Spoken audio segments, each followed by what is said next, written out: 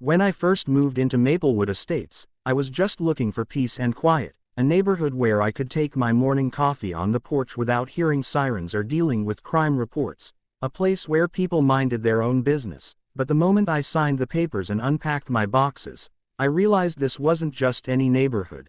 It was a kingdom ruled by an HOA so power-hungry they believed themselves above the law, sending letters about every little thing from the color of my shutters to the size of my dog, slapping me with fines for leaving my trash bin out 10 minutes too long, and constantly reminding me that rules are rules. But as chief of police, I knew the difference between rules and abuse, and I quietly documented every outrageous demand, knowing one day they'd slip too far. And that day came when I returned home one evening to find two men in dark uniforms, flashing cheap badges and barking that I was under arrest for delinquent HOA fees of $4,375, a number so absurd it almost made me laugh. But their fake arrest warrants, typed in bold Comic Sans with signatures that looked like they'd been traced by a child, showed me they weren't pranksters, they were part of something deeper. And as they shoved papers in my face, trying to grab my wrist to force me toward their unmarked white van, I stayed calm, asked for their names, their precinct,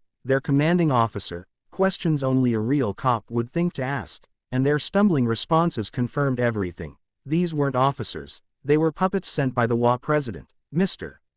Leonard Kavanaugh, a man who strutted around the neighborhood in polo shirts and loafers, pretending his little position on the HOA board made him untouchable. But what he didn't know was that I had dealt with drug lords, corrupt politicians, and killers with nothing to lose. His kind of arrogance was the easiest to dismantle, so I played along, letting the fake cops think I was scared, letting them nudge me down my driveway where, sure enough, Leonard sat in his shiny black BMW, arms folded, a smug grin plastered across his face as if he had finally forced me into submission. But right then, as they tried to push me toward their van, I reached into my jacket, pulled out my real badge, and raised my voice in a tone so sharp and commanding it froze them in their tracks. Enough. Drop your hands now. And in that moment their faces went pale, their eyes flickering from my badge to my stance, the way I carried authority, and before they could process what was happening, my thumb pressed the silent GPS panic button clipped to my belt, summoning real backup, and within 2 minutes the sound of sirens grew louder, the reflection of red and blue lights danced against the houses, and 5 of my officers, real officers, pulled up with weapons drawn, surrounding the scene, shouting commands, forcing the imposters to the ground, cuffing them as Leonard stepped out of his car sputtering, "This isn't what it looks like, Chief, this isn't."